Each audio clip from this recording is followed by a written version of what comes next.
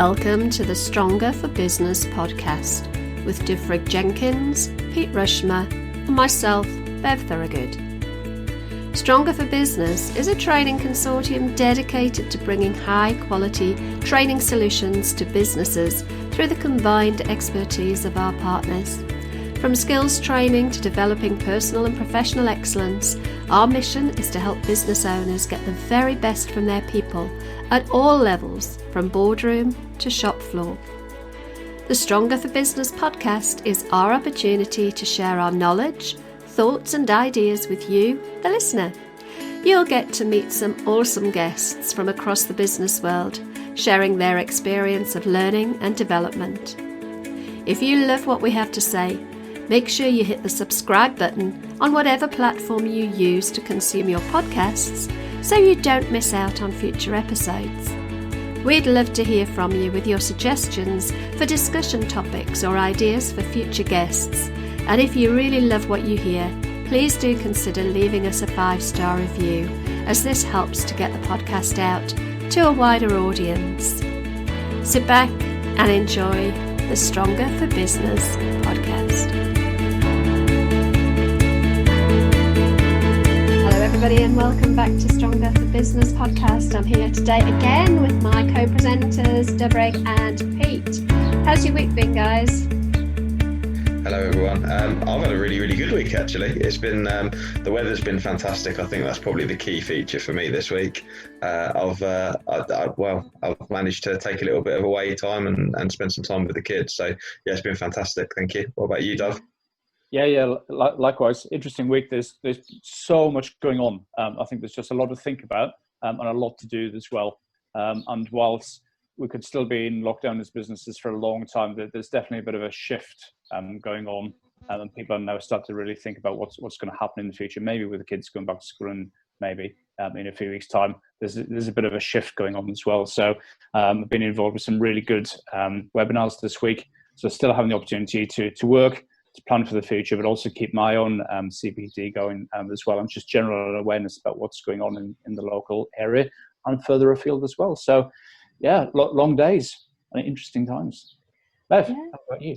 Do you know what? It has been an interesting week. Work is starting to pick up again, which is nice. People are, businesses I think are starting to just feel a little bit more, they've settled into a new form of whatever that current normal is before the next wave of change comes. So I think this businesses are starting to certainly invest in training again. I've had some training work doing, but actually I posted on LinkedIn yesterday. My work has varied so much, so I'm doing quite a bit with the podcast editing and that sort of stuff at the minute, which is really good. And I've got a couple of people in the States who are interested in getting some podcast training.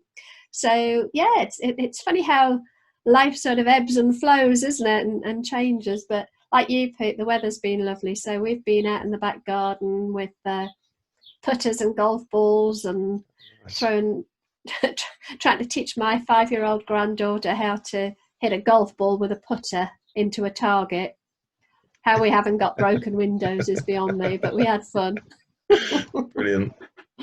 So I think, we've touched on really briefly the changes that are happening. There seem to be constant change at the minute. And we were talking about the theme for this week's podcast. And we don't have a guest this week after our amazing guest. If you haven't listened to last week's episode with Jem Hills, go back and have a listen. It was a fabulous one.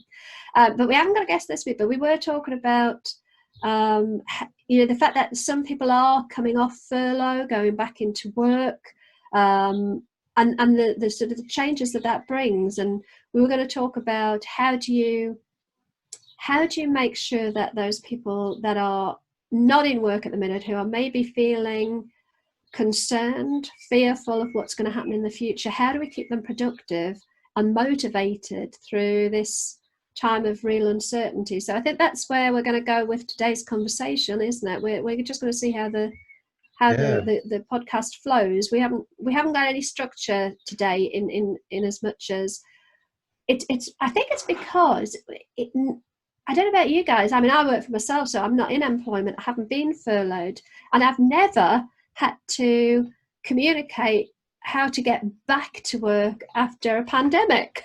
Funny old thing. So I feel a little bit on the back foot here. So what are your thoughts? I love the concept for today, actually, because I think we've been quite structured in the previous podcast. This gives us an opportunity to just have a great conversation around current situation. It's very topical. We probably wouldn't be able to record this podcast at any other time. So I think that's a fantastic opportunity for us to have a bit of a conversation, really. So I think one of the key things is the logistical challenges that we're going to face right now with, there's couples, for example, or single parents who have been furloughed or working at home, that they've got children at home, and then all of a sudden they're going to be thrust back into the workplace. And some people are saying they're getting as little as 24-hour notice, I'd heard, and it's like, wow, it's quite demanding of a workplace to go, do you know what, you're coming back in tomorrow, you're off furlough, back in. And there's been loads of good conversations this week about furlough envy. I've heard that mentioned for the first time. So there's like lots of things to talk about, lots of questions. So what about you, Duff?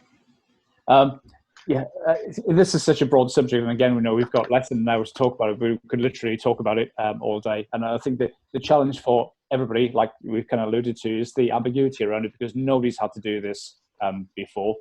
So we're all kind of finding our own way, whether we are leaders in big organizations or owners of medium-sized businesses or self-employed or anybody in the public sector, whatever it might be. So there's a huge amount of ambiguity, and we are finding our way. But I think what's really important is, regardless of our roles, but particularly if we're employers, is that we think about this properly and give it the time that it deserves. Because I think, for people's motivation, how we look after our people now will pay dividends in the future or have negative consequences in the future.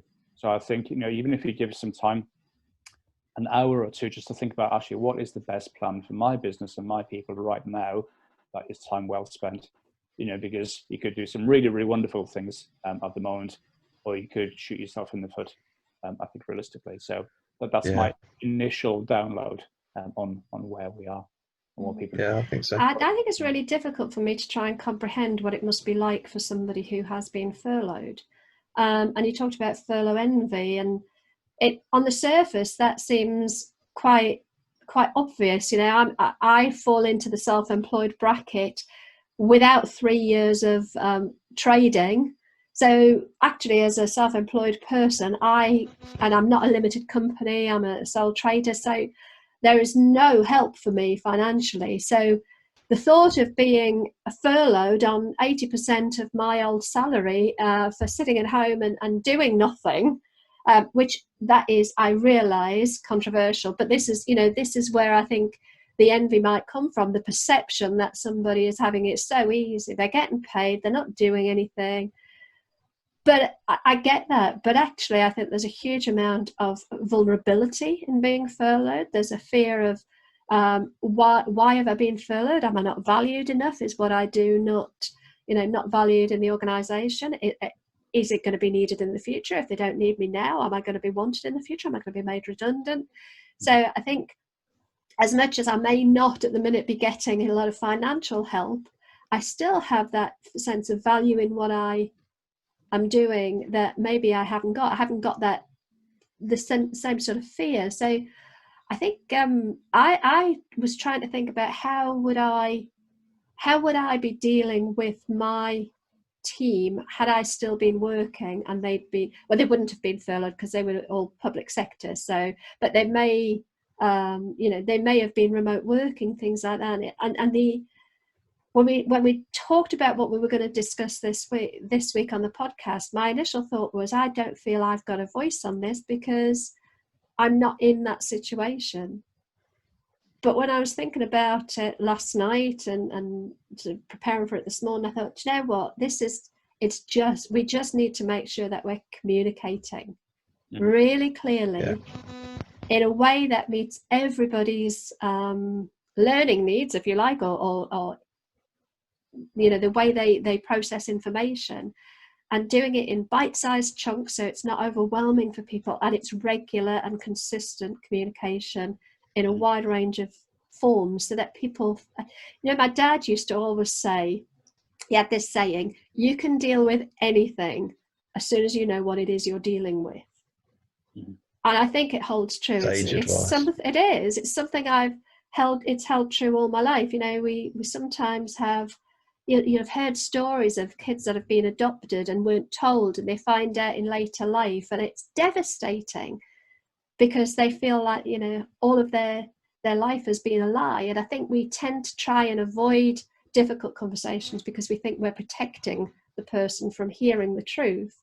But in reality, doing so has profoundly negative effects. I think, my thoughts are we just need to be communicating the good and the bad clearly, objectively, with empathy, and an understanding of the impact it's going to have. Yeah. And also, sorry. No, sorry, Dave. You go, my friend. You go, my friend. Of etiquette of doing this on a podcast or a video. I think what's really important, and this is some of the basics of change communication, because ultimately that's what this is also when there's nothing to say there's nothing to say, because there's nothing worse than the void and people wondering, well, a lot of people might think, well, no news is good news, but actually no news is sometimes not good news, because people will worry and make things up in their minds, which are something we've probably spoke about in one of the previous podcasts. So, and like I said, it's regular communication, and keep it succinct and keep it bite-sized as well, because even for the people who are allegedly sitting at home doing nothing, even if that is the case, their minds are in quite different, they've not worked maybe full-time for 60 odd days now, to the point when we're recording the podcast. That's a lot of time for your brain to go into a different mode, if you like. And instead of having work messages thrown at you, or like Pete said earlier, suddenly be told, you need to be back at work tomorrow, or within 24 hours, that's going to fry some people's brains. And I think we need to be really respectful of that. Sorry. 100%. No, yeah, I think I wanted to pick up on the empathy element. So on the face of it, certainly as a small business owner, on the face of it, the furlough solution for people that have been at home on furlough, whether 80% or 100% because their employers have topped it up, I think on the face of it, it's easy to look in and go, wow, that's joyful. That is, how nice and relaxing that must be. But then that kind of harks back to what you're saying about we can deal with anything as long as we know what we're dealing with. And actually, the whole time we've not known what we're dealing with. And I think that furlough challenge has been a bit of an issue. But what I think is quite interesting is there'll have been a lot of company directors and a lot of employers and people in positions of responsibility who haven't been furloughed. And is there going to be an incongruence between how they view furlough as being, and as staff return, that they should be coming back well rested and relaxed, etc., when in reality they're not getting a well rested and relaxed team back. And I think there's a lot of, certainly whilst we talk about the quality of the communication and in bite-sized chunks, I think there's certainly an opportunity for line managers to ensure that they're being empathetic with the people that they're getting back into the workplace. That has to be the case, though, isn't it? I mean, if you think about it, whatever the big message from the top is, that needs to be funneled down, because the trust in the conversation and the communication comes with the relationship between the manager and their team. So that message has got to be well communicated right from the top all the way through as it's cascaded down. So I think the message has to be consistent, clear, and it has to be that there has to be touch points at all levels throughout that sort of command chain, if you like. So I'd written down, it was interesting that something you said, Dov, about, say that there's nothing to say as well, and be clear about being clear, because people will imagine. And I'd written down, the hard truth is easier than wild imagining. And if you're not hearing anything, the brain goes into overload of what ifs and all the sort of the negative self-talk. Pressurizing, maybe. Yeah, kicks in. So in terms of how to communicate, I was thinking, we really need to have this communication coming from all mediums, whether that's sort of email communication, face-to-face via Zoom, face-to-face in person when that may be an option, but also things like using social media, using the company's intranet, podcasting, even setting up a short podcast so you're communicating through sort of broadcast media. And it needs to be consultative, doesn't it? I think it needs to be a conversation that is had both ways, so that the leaders at the top and managers really understand the issues that their people are going through, and not making assumptions of like furlough envy and that it's an easy life if you're at home well rested. There needs to be that two-way communication. Yeah, absolutely. And what you're saying was really interesting about being creative and imaginative about the different ways that you can communicate, because everybody now has got very used to listening to and watching video. And I was having a conversation with a HR leader the other day, and they were talking about sending emails out to people. And of course, when there's so much going on, these emails are quite long, and nobody likes a long email because you kind of switch off after the first paragraph and scan read it. So we had a conversation. I was like, why don't we just video something? And I'm like, just get your message across in video, and then just put that wherever on your company intranet, or lock it down so it's nobody else can see it on YouTube as an example, because then everybody that needs to see it can see it, but it's locked down in a safe place. And actually, it's much more personal, and you can get your message across in a better way rather than spending hours crafting an email. Just think about, what is it that I want to say, and just go off and say it, because most business owners, most business leaders are used, even if they're not comfortable, then they're used to standing up and just talking to the people anyway, or at least they should be. So it is thinking about how can I get this across, or emailing the link saying, hi, here's a message from the boss, the leader, whoever. Click on the link to watch and listen to it. I agree. And it doesn't need to be polished, actually. The less polished, probably the more meaningful it will be. Yeah, I think there's always, historically, there's been a tendency towards things needing to be polished, professional camera footage, professional audio, and actually, I think a raw message, which is visually there and audibly there, I think will communicate very well with the team. I really do think it will communicate well with the team. I mean, my own personal thoughts are, if it's too polished, it feels more like a PR exercise than the truth. Yeah. What about things like building in that empathy? We touched on empathy before. How can organisations, huge organisations with loads and loads of potential employees who are struggling, how can an organisation show empathy? I think you have empathy, I think you need to have understanding before you can have empathy to start with. So you need to understand. We can all second guess what people are thinking and feeling right now. I was on a webinar the other day, and there's a communications director from a very large insurance company on there. And what they do, as most large organizations do, they do staff surveys. But this company does interim surveys and has done for a long time. But they pushed one out a few weeks ago just to say, how are you getting on? Are you getting the support that you need? And then, because then you can understand where the populations are, where the workforce is, and then you can start to build the empathy around that. But I think unless you're asking people and actually having those conversations, even if it's in face-to-face or a phone call, or if it's a staff survey for larger organizations, once you can understand where they are, then you can start to build the empathy and all your return to work plans off the back of that. So that's kind of a process, if you like. But being receptive to the fact that it is hard to please people all the time, especially in your larger organizations, because you've got a workforce of thousands.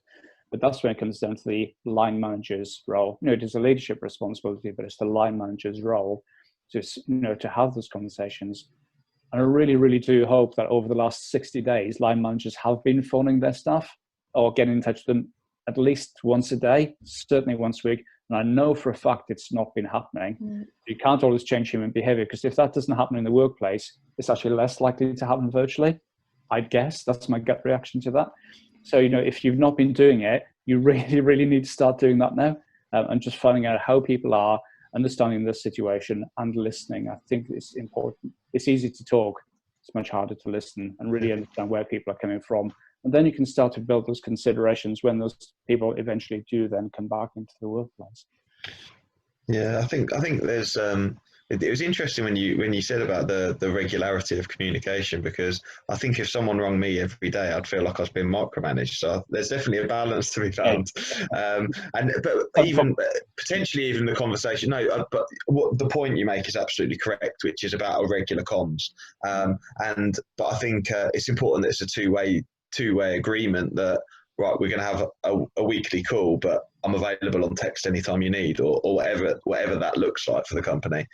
Just to draw back on the survey solution that you suggested, Dave, I think, I've run a survey recently using Google Forms, and there's Microsoft Forms out there. There's so many tools that are freely available and widely available as well. And people might be technically afraid of using them, for example, and how they look.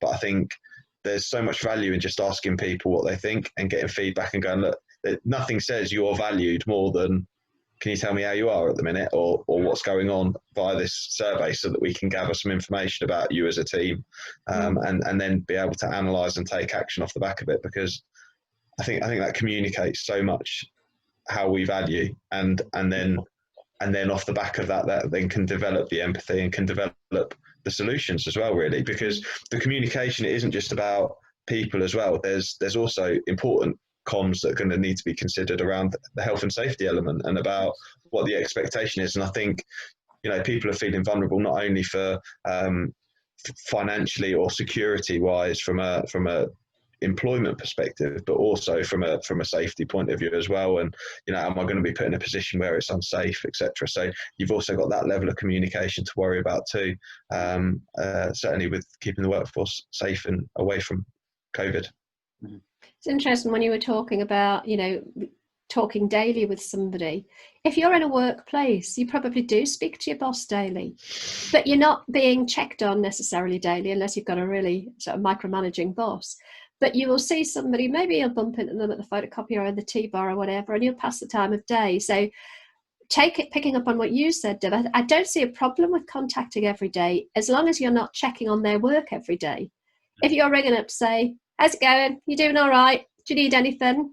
I had a chance to get a bit of a break today. What you've been doing socially, how the family, whatever the conversation is, it doesn't need to be a long chat.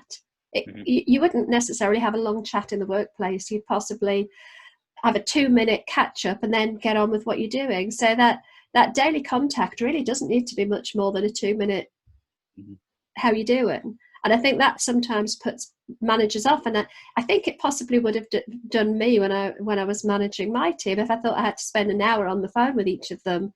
Not that I was ever in this position, but do you know what I mean? You just think, I haven't got the time. They're going to think I'm micromanaging them. But if there's an expectation that you're going to probably sometime in the day bump into them by phone or whatever, now that we're working distantly, it puts a different spin on that communication, I think.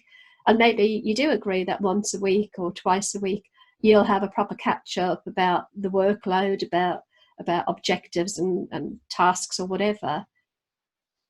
But we don't, well, certainly my experience on when I was working wasn't that every conversation was about the job. That's what made going to work so much more enjoyable than working on my own. Mm-hmm. And again, it comes down to line manager and leadership skill and capability and behaviours. I know some people, naturally, that would happen. It's just in their nature to do it. Other people who are skilled, they've learned to do it, and they've seen the importance and the value and the benefit of that for themselves, as well as for their team, and the output and the productivity of the team. But there's some people that it's hard for them to do that because it's not natural for them. It takes a lot more effort than for people to go, I need to pick up the phone call. So it's easy to categorize, whether you're an extrovert or you're an introvert or whatever it might be, if you're naturally empathetic or not. But it's something that as a business, but as a leader and as a manager, you've got to do it, whether it's uncomfortable for you. And there will be some people that you're contacting, and they won't be comfortable with it as well, because even in work, we've all worked with people who go, I'd rather just sit at my desk, get on with my work, and then go home again, and that's fine too. But it's sometimes just the quieter people are the ones that we need to be touching base with a little bit more, because they won't necessarily tell us how they're feeling or what they're thinking or what's going on in their world. Yeah, I think you're absolutely right, Dov. And I think one of the things that I've been considering was, I think that a lot of people are looking at this phased return, and that's an interesting in itself, because there's potentially a reduced resource there, and actually if the demand is the demand potentially on the returning team members, because it's been misconstrued or misunderstood as people return, there's potentially additional pressure put on those people as they're returning too. It's certainly something that I've experienced personally when I've worked previously. You know, when a lot of workplaces now are so productive, aren't they? They've been sort of measured to the nth degree on the level of efficiency and productivity that they perform. And actually, if the balance isn't quite found with the people they're bringing back, I think that could be a real challenge. Mm-hmm. On that, interesting, I saw a short video from Simon Sinek yesterday, and lots of people know about Simon Sinek because he's a bit of a guru when it comes to challenging the status quo in how businesses behave. And leadership think, if you like. And he saw, this video was only about 30 seconds long yesterday, and he spoke about actually what we mean by productive. Do we mean going back to how we used to before, where we were constantly on social media, constantly sending I'm going to exaggerate, 500 emails a day, constantly being busy? But being busy is very different to being productive. And actually, a lot of us have found out that working from home, we could be more productive and actually get a day's work in half a day, because we haven't got all the interruptions and the non-value adding activities that lots of us find in the traditional workplace. So actually, it's quite interesting to think about actually what needs to get done. Actually, not whether it's a phased integration back into work, or we go back full time, or what we do in the future. A lot of us have been busy in the past, but it's not really a value adding activity for the individual, the team, or the business. So actually, there's a whole question around what is productivity and what is it that actually we need to be doing as individuals and teams and businesses, rather going, right, let's get back into it, let's roll up our sleeves and let's just get busy. Well, that doesn't really work. And and anybody who consults in businesses, or the more enlightened business owners and leaders, will think, actually, this is now a good time to start paring back and actually just doing what we absolutely need to do to keep the lights on in the business. Anything more than that is probably a luxury at the moment, or maybe not. It's not needed at all. Let's just kind of reframe what we mean by productivity in the short, the medium, and then in the longer term as well. Because bringing people back into work and then just throwing everything at them straight away will probably be quite unhelpful too. So it's a tricky situation, but there's a lot of considerations. I think, and I think there was something you shared with me and Pete yesterday, and I haven't got it in front of me. For some reason, I've managed to shut down all the links that I had. You might have seen me fiddling around there, and I've managed to shut them all down instead of opening them. But there was some quite startling statistic. I think it said something like, and correct me if I'm wrong, 63% of women, 63% of people, I beg your pardon, during lockdown are reconsidering their employment roles and the sector that they're working in, and they're now looking for fulfillment rather than just going back to what they knew before. I'm not sure if I've got that percentage right, because I read quite a few different statistics, but it was fairly high. I'm sure it was up in the 60%. That's a challenge for organisations as they start to reopen, and if they're likely to lose that talent because they're putting too much pressure. They're not looking at what motivates their staff. They're not looking at what keeps them fulfilled. Then are these people going to walk? Are they going to go and find something that suits them better? There's definitely a red flag there for businesses who intend at the moment to bring all this stuff back into their normal place of work full time. Because actually nearly everybody has learned that when we can work from home, it can be really productive. It's got its own challenges, that's a given. But if you're the kind of employee who is not willing to be flexible and maybe think about creatively and what is the most appropriate way to move forward, if you've been working from home but adding real value, and the employer says, right, you need to come back into the work 37.5 hours a week, commute for 3 hours, have all that stress, or there's another employer out there say, well, actually, you can work from home 4 days a week, but just come into the office, you could be losing some real talented people. So there's a real red flag there for businesses to think about.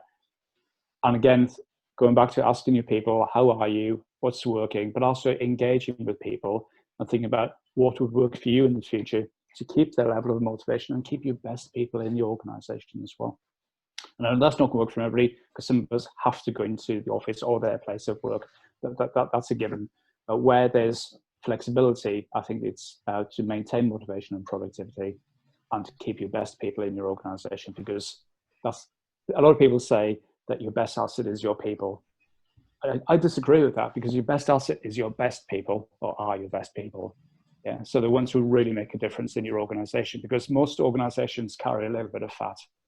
Yeah, so to keep your best people, what's going to be working best for them, and having those conversations, because the way that we work in now, there are some people who are really enjoying it and seeing the value out of it. So that's something else to throw into the mix. Yeah, definitely.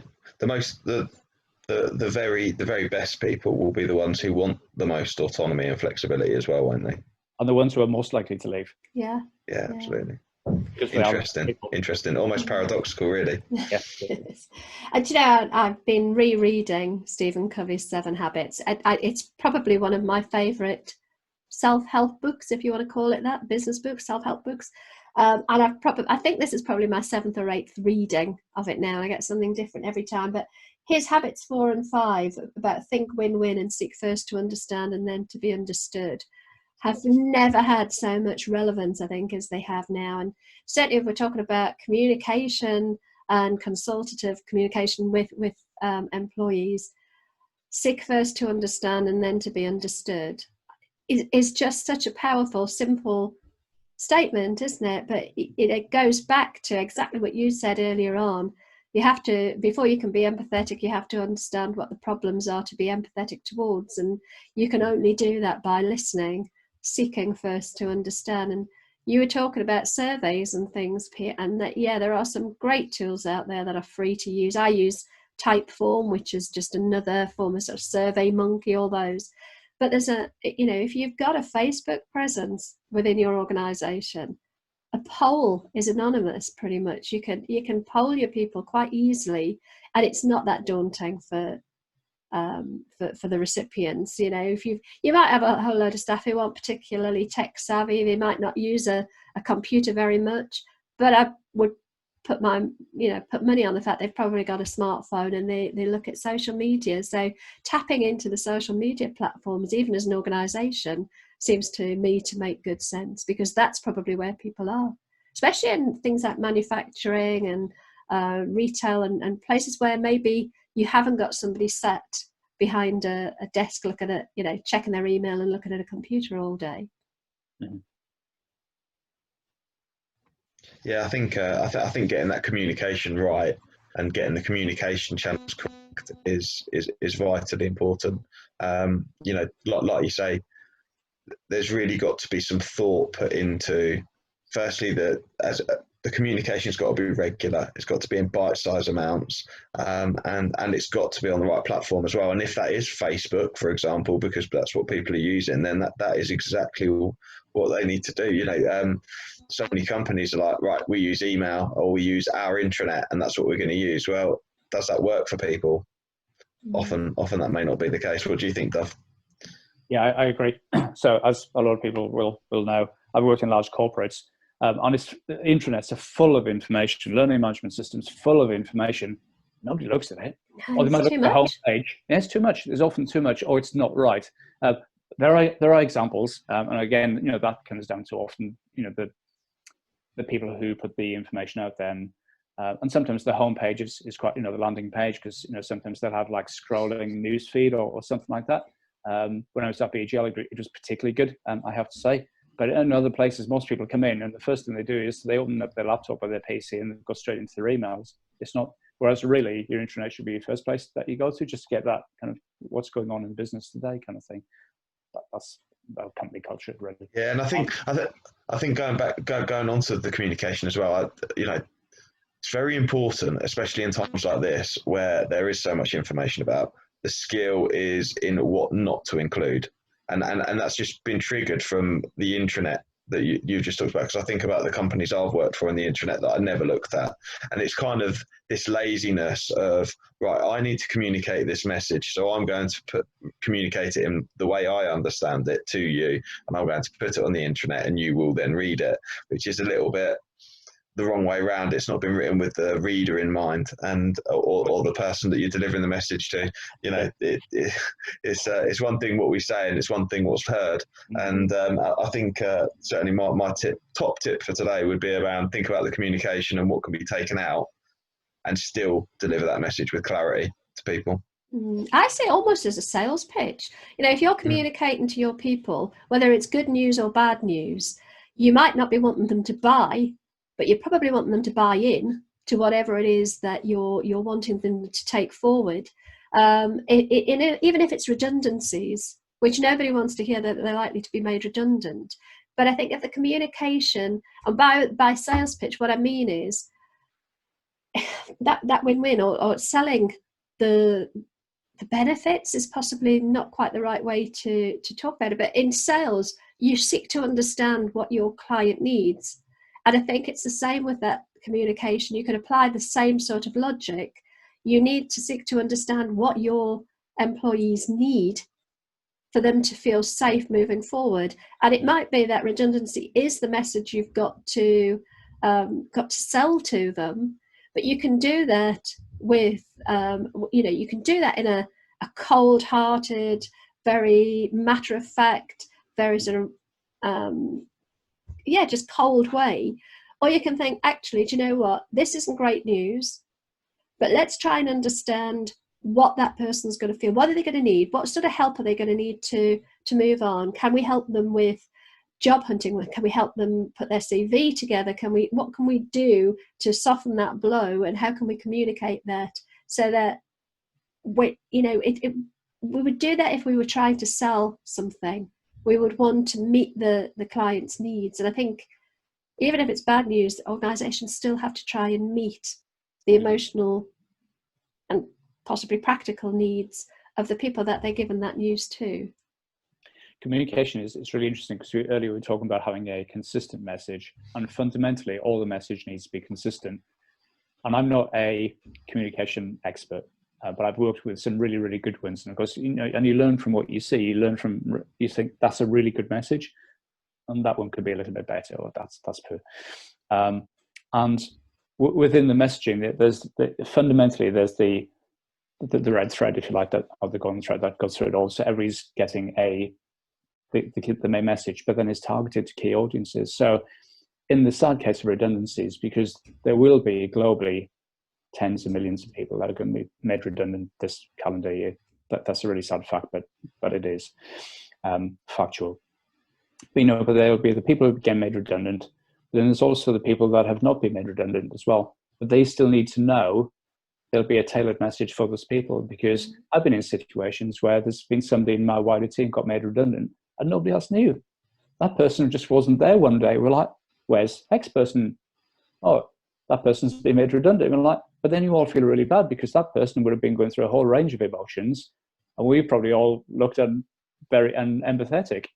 So so it's just within your communications, there's your generic communication that might be different for your leadership population to your staff or your manager population. It still needs to be tailored, but there are what often is referred to as target groups. So target group 1 will get this version, target group 2 will get a slightly different version. But just making sure that everybody understands what's going on in that holistic. And once there's a lot going on, and Pete's right saying it's better to think about actually ultimately what is it the message needs to be.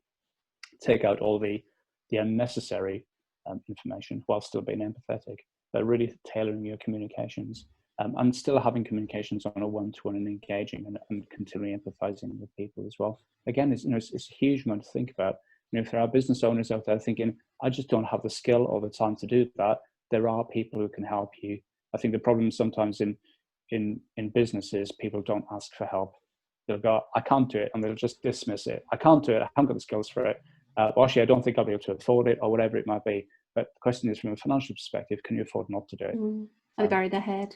Yeah. It's interesting as well. You just reminded me of a personal story from when I worked for the Air Force. Part of my role was to, I managed the resettlement process for the station that I worked on. Resettlement was really about that time when somebody's transitioning out of the military into civilian life, and there's a resettlement package that helps them through that transitional period. But a few years ago, there was a whole load of redundancies, both voluntary and compulsory redundancies within the military, and you could apply for voluntary redundancy, but it wasn't guaranteed, or some people were made compulsorily redundant. So there was a lot of divide in there, a lot of sort of division.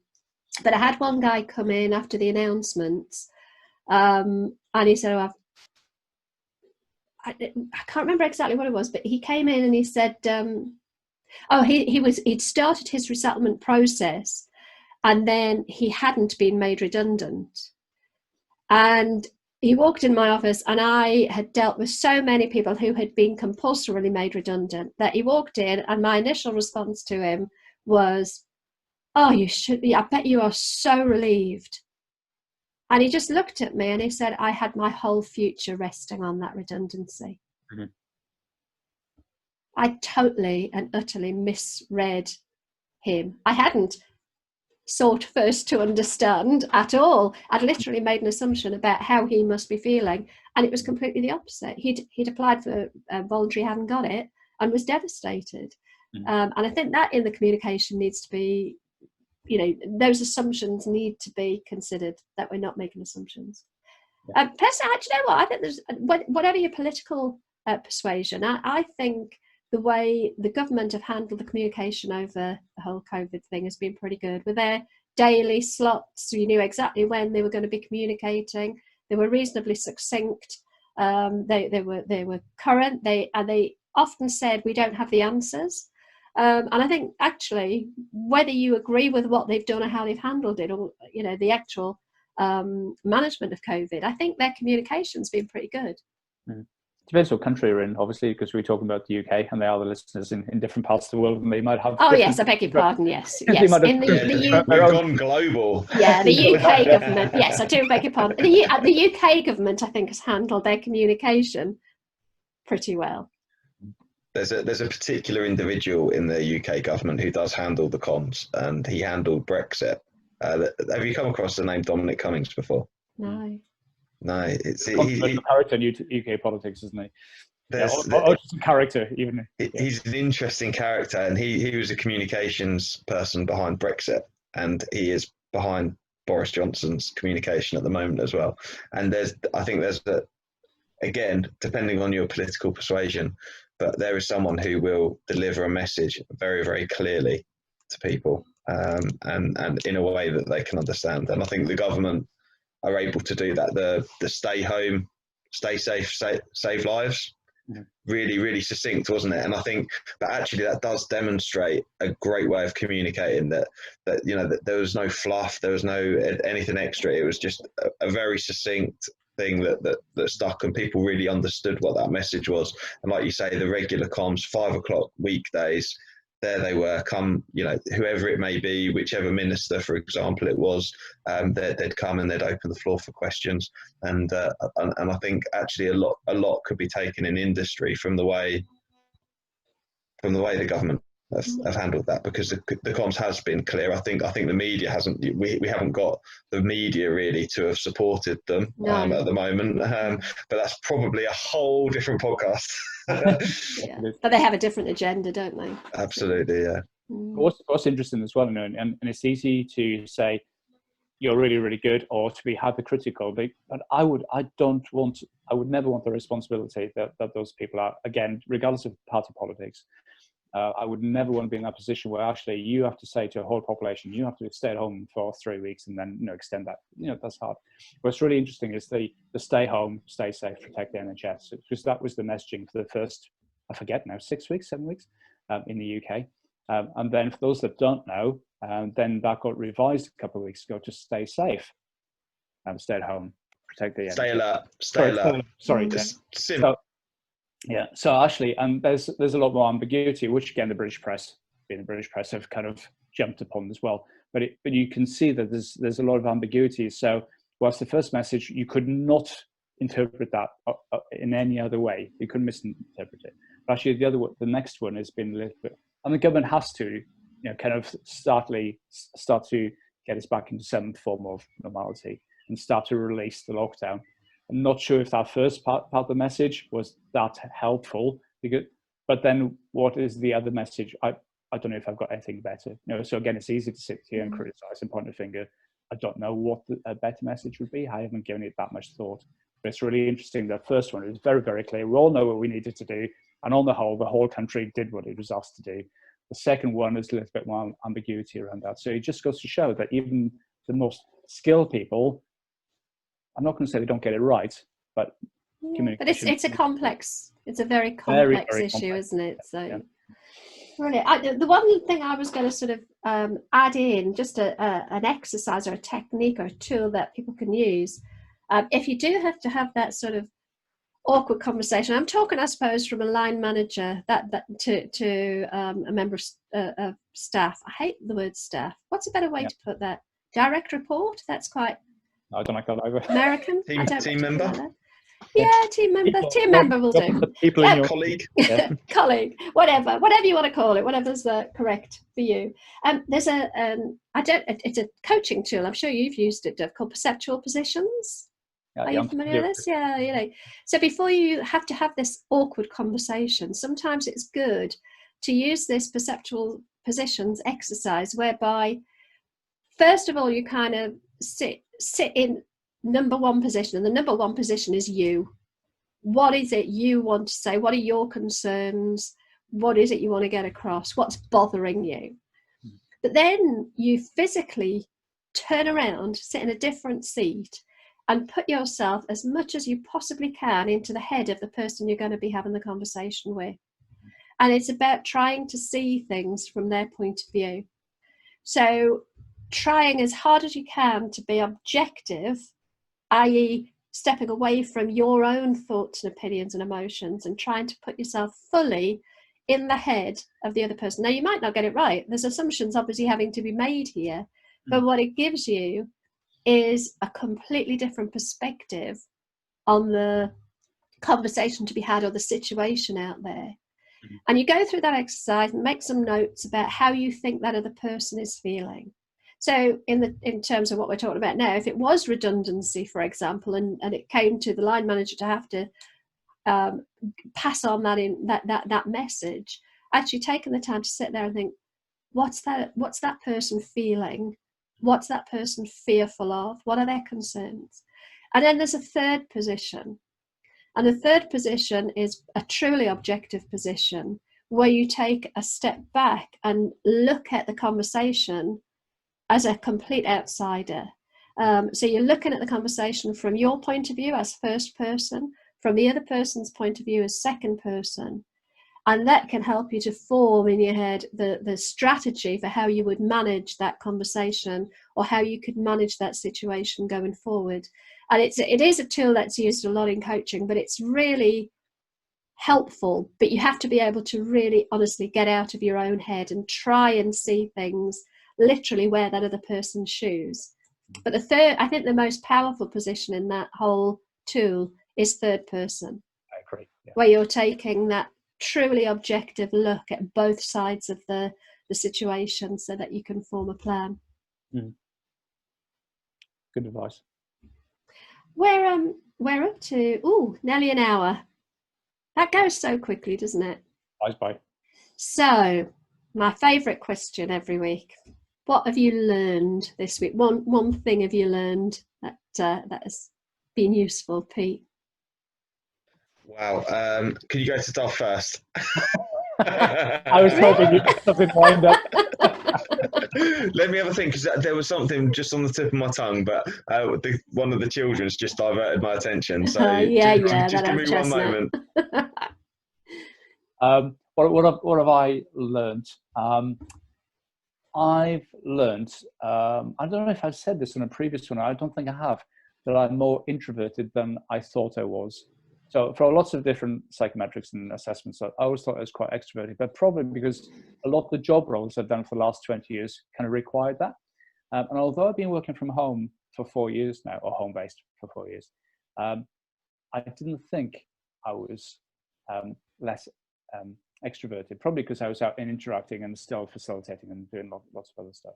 But I've actually learned that I'm a lot more comfortable working and being in my own company, although my wife works from home, the children are at home at the moment as well. So that's what I've learned about myself, and I've been reflecting on that quite a lot, actually, because, from a self-learning perspective, that's what I've been focusing on, and what does that kind of mean for the work that I choose to do, will do in the future.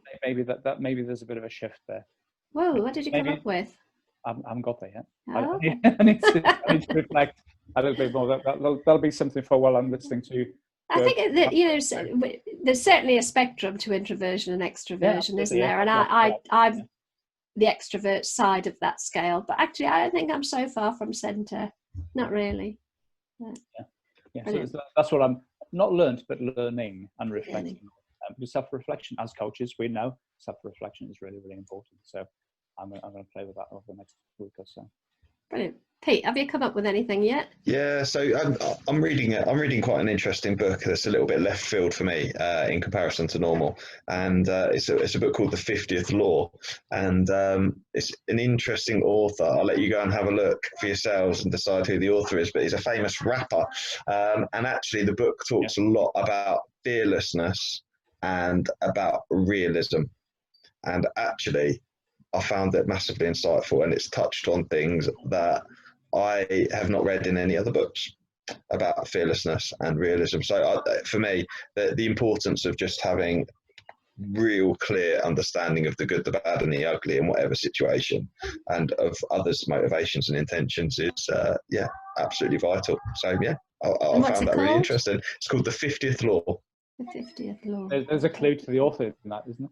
There is, yeah. You're not going to tell us then? Is that the quiz for today? Yeah, that's the quiz for today. That's a bit of homework, and I'll let you in on the secret next week. How about that? But do you know what? My learning this week has been around facilitation, and I've been a facilitator in one form or another for quite a lot of years. But I was given a book probably 10 years ago, and it's sat on my shelf, and I've never read it. And it's called Crisis at Santa's Workshop. Have you read it? No. It's called Crisis at Santa's Workshop, and it's a fictional story set in Santa's workshop. Funny old thing. But basically, they're not going to meet their production demands for the coming Christmas. They've got 6 months till Christmas. They're focusing on wooden toys, but actually electronic games have outstripped their forecasting, and they've basically got to find a solution. Santa's on their case, and they've got to find a solution. But it's all about facilitation as a leadership tool for solving problems, and it's absolutely fascinating. I'm only actually 2 chapters in so far, but it's like any sort of story-based text. If there's, albeit it's a fun story, but oh my god, you can just see the internal challenges between they call it the elf director instead of the elf resources director they have instead of human resources director, and then they have head of toy production, and then they've got the finance elf, and they look at it. It's really cleverly done with lots of different elven personalities, but you can, I'm reading it, and I've actually never worked in a corporate world. I've always worked in the public sector for defence, which is a little bit of a different beast because we never had profit margins and things like that to work to. But I can see all of these characters. We obviously had our finance department, we had the internal conflict. So what have I learned from it?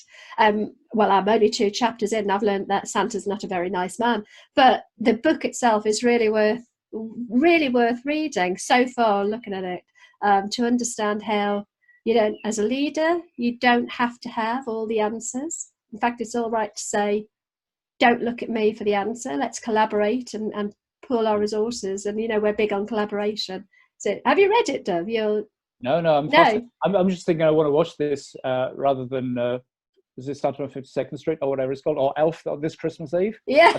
To make it into an animated film. Yeah, it's a good bit. The other thing I've learned this week, which is far more important, is that you can get Snapchat filters for Zoom.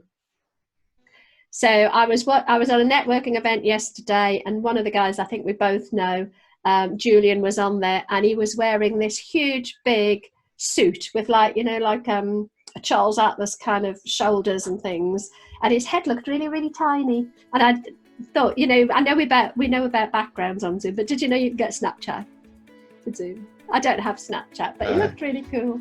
And then he had a tiger face, like a painted tiger. Brilliant.